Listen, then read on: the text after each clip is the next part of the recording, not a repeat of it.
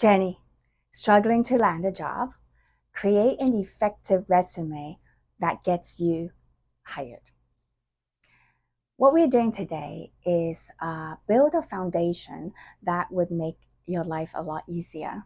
Let's face it, job searching can be intimidating and overwhelming, and it is tiring.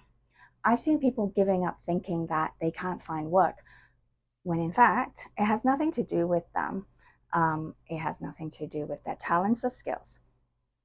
What it does have a lot to do with is not chasing, even though it is a numbers game, and definitely not feeling overwhelmed. So after showing you how to build a foundation today, I will show you how to apply for work with flow. So be sure to watch till the end of this video for my coaching tips. How do you build a foundation? Well, we simply create a template called Make Your Whole Life Resume. Since we are going to build a foundation for this, I am only sharing a few simple things on the resume to create your whole life resume template. This is all part of what I talked about in one of my previous videos, over 40 looking for work, for those over 40 looking for work. And it's part of the 3 C's, consistency. So today I'll be going over this and this. Now, will you be using this whole life, or your so-called your whole life resume, every time you apply for a job? The answer is, well, yes and no. First, yes, because it's crucial to make your job searching process a success, and a lot easier for you each time you apply for a position that you want, because you're going to tailor that resume. So by having a template, you'll be able to bring out and change it up and then save it under a different name each time. And because let's face it, right?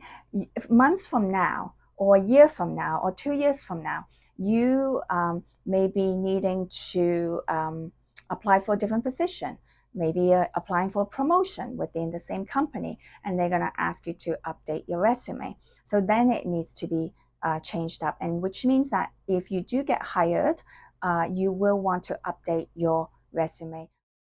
So you never know when you need to tailor that resume again. So that is why it's really important to have this, or create your whole life resume template.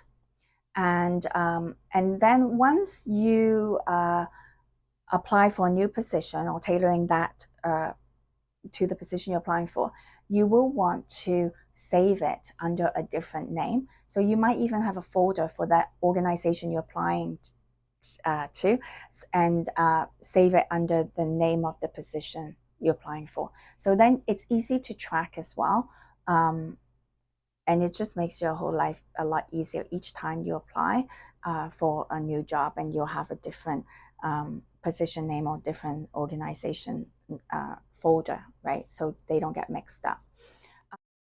I'm going to touch on transferable skills.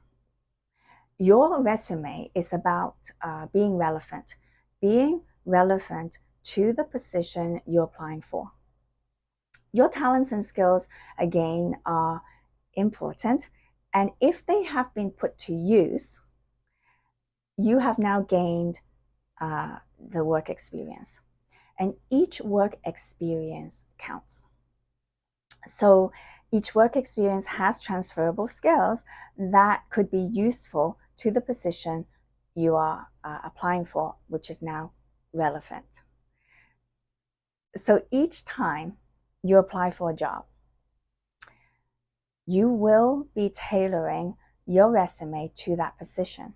And you will bring out your whole life resume, again, that template, and then you will want to delete all the irrelevant information or irrelevant work experience, rather. Any part of that is unrelated to the role you're applying for. So that's how you tailor that resume. So you'll have your whole life resume and you take out the irrelevant information or irrelevant work experience, and now you only have the most relevant. So it's not about chronological order. It's about the most relevant work experience, and that's what gets picked up by AI or the recruiting software. Because you'll have those keywords as well, and it shows that you've got that relevant work experience, and it's like, what's on the resume, which is important.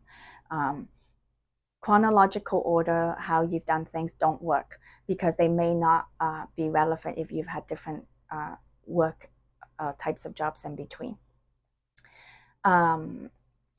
Especially if you're a skilled professional. And in between, let's say you're in engineering, and in between you got, sales associate work. So that may not work unless there is sales in the position you're applying for, right? Let's look at header.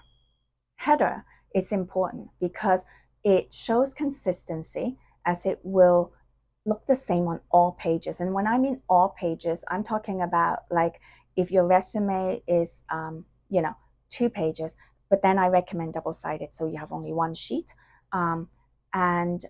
It's also seen as a personal or professional branding, if you will, because it will also be on your cover letter. So it's the same thing. The header is the same on your resume and the cover letter, and it looks very professional and it's clean. And it makes it easier, not just for yourself, each time you apply for a job, but it's also making it easier for the recruiter. You want to make sure you make things easy for the recruiter or the employer to be able to reach out to you, because the header has your contact information, and it has your first name, last name, and then also the position you're applying for. That's also a keyword because they put in that job description and what the position they want to fill.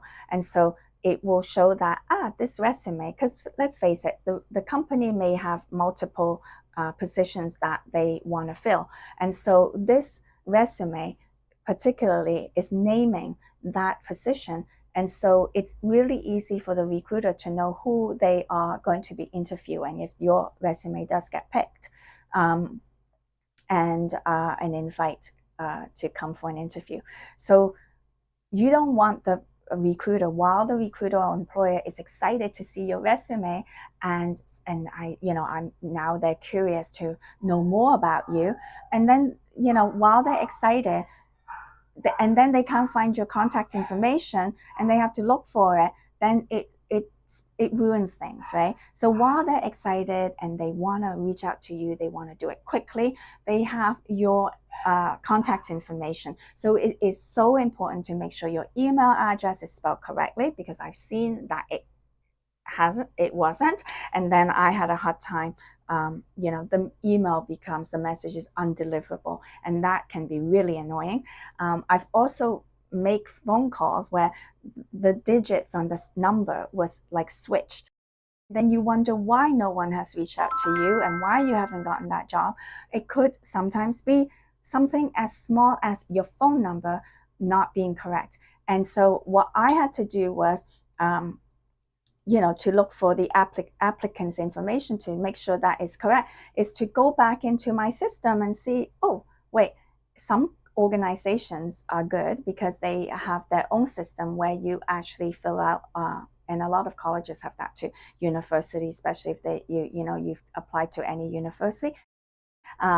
They have that basic platform where you will enter, when you apply for work, you enter all your personal information, right? So if that is all correct there, you want to make sure your resume too has correct information, because it would be really frustrating to see that I can do it from, look it up on the resume and then call you, but then the number isn't correct. Then I have to go and match it to what you have because I want to give you that chance.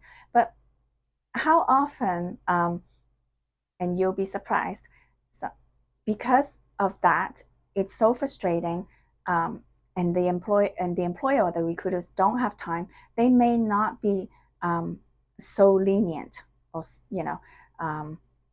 or flexible to go back into the system to check. So you want to make everything as easy as possible for the recruiter and the employer, and to be able to find you and call you or reach out to you. So the header must have your first and last name very clear, and then the name of the position you're applying for. The only time you have a generic resume is when, let's say, you have a friend that says, oh, you'll be great in my company. Do you have a resume? And then you can submit that generic resume to your friend, where your friend may give it to take it to human resources, right? Because then they can see where you may be a good fit, depending on all the positions that they have, right? So that's the only time. But if you specifically are doing job search, and you see a position you like, you want to make sure you are tailoring that resume to the job you're applying for and putting that name, the title of the position that you're applying for, because that is a keyword, and it's at the top of your resume, and the computer will now see, oh, our company is looking for that position. This is one of them that we want to choose, right? If everything else on the resume is consistent and looks good and matches their keywords in their job description. So that's that with the header, your first name, last name, the name of the position you're applying for, and on the right-hand side, you want to put your city. You do not need to put your full address in now, especially because it's not necessary. You do not need to put your full address in. You just need to put your city, the province and state, and then your email address, as well as your telephone number. These are the main things, so they can reach out to you. So that is the header. Next, I'm gonna talk about tagline. So tagline is right under your header. Okay, so what is a tagline? So I got my notes here. I'm just gonna share so then you understand why it's so important. A tagline shows the employer who you are. Okay, it highlights your key skills. It shows you have confidence. You are claiming and owning that you are with these skills. So tagline is really important. And what is even more important is that it is another opportunity to use those keywords, keywords that match the keywords in the job description.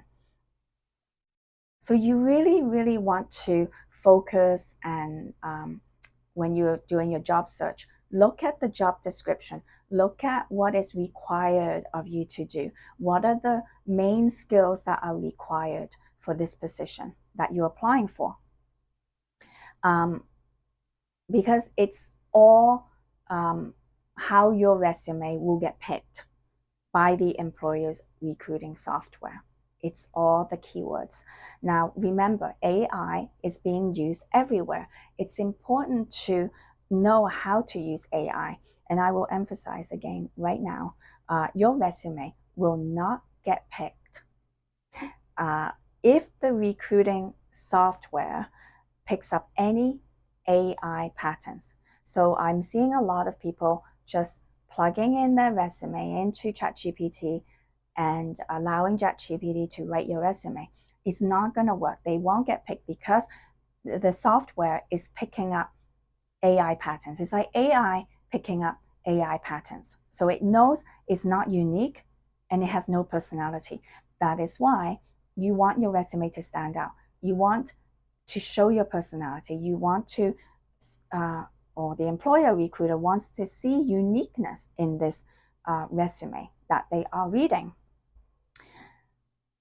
And of course, this will be another video or a course on how to train or how to use AI and how to train your AI. Because honestly, your AI needs to be trained, especially for something like this. So back to tagline. Tagline has 3 or 4 key skills. Now, I prefer to see 3, although I have seen 4. 3 is just easier and cleaner, right? But whatever you choose, be sure your resume looks clean, professional and clear. And be sure it's not already in the skills section. So you want whatever the tagline has is on its own and not repeated in the skills section, which I will talk about later in the skills section. The tagline needs to match or reflect, this is very important, the key skills required for the position on the job description. So I again emphasize, read carefully the job description and look at all the keywords that are in there so that the skills that you are highlighting in the tagline and later in the skills section will reflect all those keywords, and that's how your resume will get picked. Next, I'm going to talk about your skills. So your skills, the way you want to have the layout so that it's in your template, because the skills will be updated each time you tailor to a resume. And that's because each job description, depending on the position you're looking for, and each company, even within the same company, they will update those keywords because they will put the whole job description in and they will highlight all the keywords. And so the skills are really important, and you want to make sure you change up easily, able to change up. So that's why you have the template when you update your resume each time you tailor to writing a resume or for that position you're applying for. So the skills should be, again, you've got your header, your tagline, then your summary, which I'm not going into today. It's your summary or profile, but it's right under that section of summary or profile. I've seen skills where they're at the bottom of a resume, and it's really not great because you want to draw the employers or recruiters' attention as soon as they handpick this resume out of what was spit out by the computer, because your resume stood out with these keywords that were picked up by the software and spat out your resume, and now the recruiter or the employer is physically picking up your resume, and it can draw their attention by looking at how clean your resume looks, how professional it looks, and right away they want to see what skills you have. And you want to be creative with those skills because it shows that you're putting in the time and effort, you're putting in the work to show that you really want this position.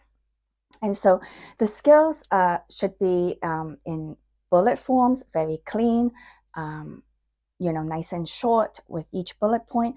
And you want to show it like a chart without the lines. So then it looks aligned, right?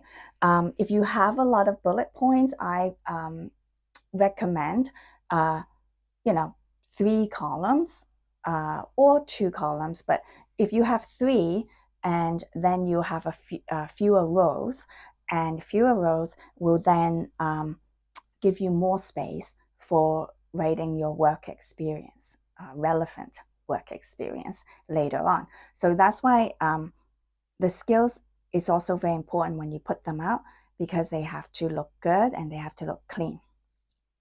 Now, about the skills, I also want to say that for people who are in technical positions, right?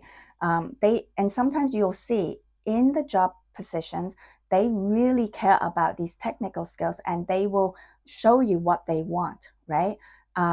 For example, engineers and drafters, they want to make sure you've got AutoCAD, and you might want then to make sure it's somewhere at the top. So I have seen resumes that if they are in the technical roles, you want to show that you have your interpersonal skills, and you want to separate those, right?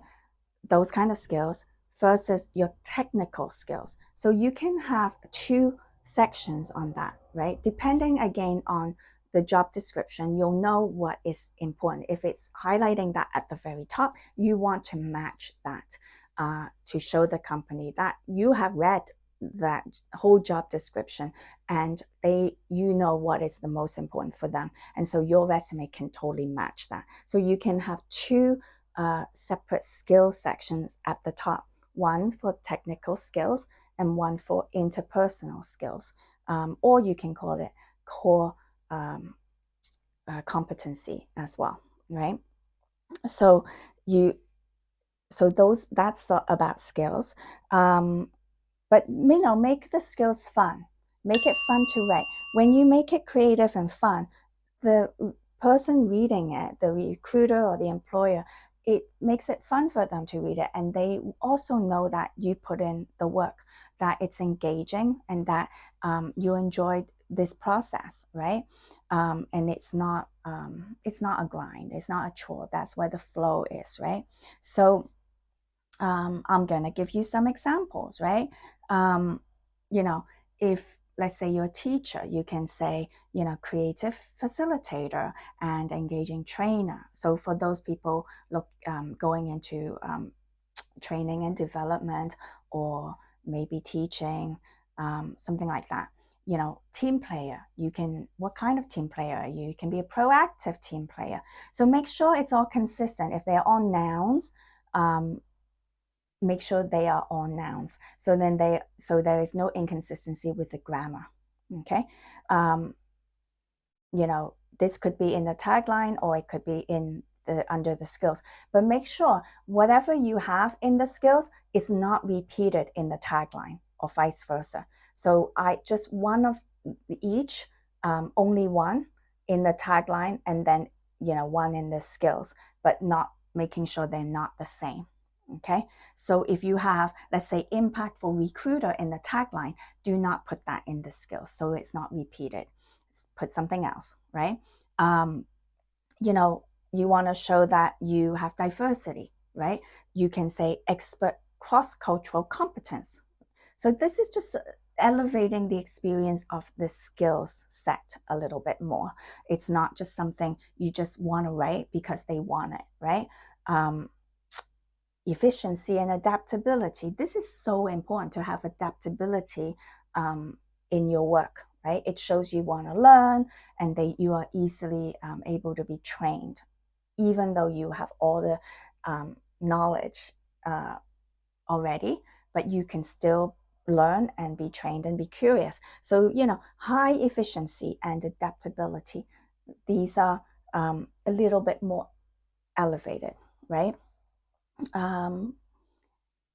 Again, I've mentioned to you before, active listening, maybe a skill that they require. You can have something like empathetic listener. So just, again, elevating the experience for the reader and for yourself, which makes it really fun. But it is work. I'm not going to lie. It is work. So I said at the beginning, I was going to provide you some coaching tips on this, so that it's not overwhelming and it's not difficult. But first of all, I need to emphasize that go ahead this week to create this template for yourself. Call it your whole life resume, right? And each time you bring it out and you tailor it to the position you want to apply for, taking out anything that is irrelevant for that position you're applying for, then I would save it under a whole new name, and even a folder, and putting a folder name for that company, and then saving this under the position, the name of the position you're applying for.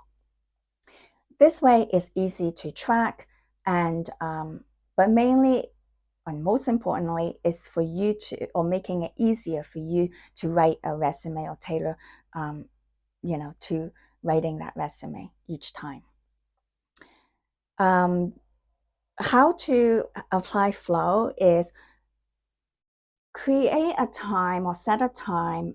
If you're using your phone or using your calendar, set a time. And I would say you can choose 40 minutes of job searching once a week, for example, and find, 2 to 3 or 4 positions that you want to apply for. Or you can set yourself an hour, but do not go overtime. Whatever you choose to set, stick to that time. That's number one. That is the most important thing. So have separate time to do job searching, separate time for job searching, and a separate time to write your resume for that position. So set a time each week, once a week, for job searching, and choose now each week how many jobs do you want to apply for. So if in your job search you found 3, do you want to choose to apply for 2 out of 3 positions or the complete 3 positions? Whatever you choose, set a time to now tailor that resume to that position that you're applying for. So maybe set at the beginning, it may take you an hour. So set that 1 hour, right? But choose, this is the most important thing, is to choose how many jobs you want to apply for. You don't want to go overboard, and that is where you get tired. And most people sit there all day and can be like 4 or 5 hours on end. And it can take a long time, and that's where the overwhelm is. And before we know it, we start to chase it because we're starting to see we're not getting the job that we want, or your resume is being overlooked, and a lot of it is timing, and it is a numbers game, and it is work. But it won't be work when we don't think about it, and it's not in your thoughts the entire day. So that's why it's really important to set those time. If it's 30 minutes, 40 minutes to write that resume, or 1 hour to write that resume, just be realistic. How long do you usually take? If you usually spend 2 hours, to write that resume, proofreading, etc., and submitting it, then you may want to say 1 hour, right? 1.5 hours, but don't go longer than 90 minutes. So don't go longer than 1.5 hours. Take a break and then come back if you need to. But I would set a time slot for how you do things. And then make sure you have if the deadline is, let's say, tomorrow, then I would prefer you to try to find jobs that have a longer deadline, so you have time to write that resume. But if it is tomorrow, then again, make sure you set those times, 1.5 hours maximum, and then take a break and then come back if you need to. And if you take a break, make sure you take a good 20-minute break or take a walk before you come back. So then that's how we are not sitting there all day long and thinking about how to write this resume, and then you'll feel good about it after. But it takes time, and you have to try it first, and then you'll discover something for yourself, and you'll see over time it doesn't take that long to write a resume or look for a job. All right. While you are looking for work, this one thing that really helps is journal writing.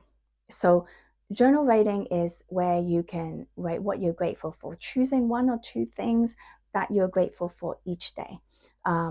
If it involves you're able to set a timeline and for job search, and you were able to let go after, because you chose 40 minutes of your time So again, setting those time, and if you set 40 minutes and you chose only 40 minutes and you let go, then celebrate that, okay? Celebrate with a cup of tea or celebrate with a walk, right? Just to say, this is what you're grateful for and this is what you're able to do. Same as applying for a job. So when you write the resume and you set a timeline and you were able to complete it within an hour and a half, or if you set it for 1 hour and take a break and then come back and do it, having that routine and able to follow through, celebrate that, write that in your journaling. So I have a video about the power of gratitude journaling and how it connects to boosting your confidence and helping you look for work, helping you with those interviewing skills as well. So take a look at that video. You'll see it at the end of this video. So go and take a look at the power of gratitude journaling. Do not dismiss it because it's really powerful. If you have found my content valuable and helpful, be sure to like, subscribe, tap the notification so you don't miss my next video, and I can then keep creating content like this for you. Till next time, find your flow, find your freedom. Thank you for being here. Take care.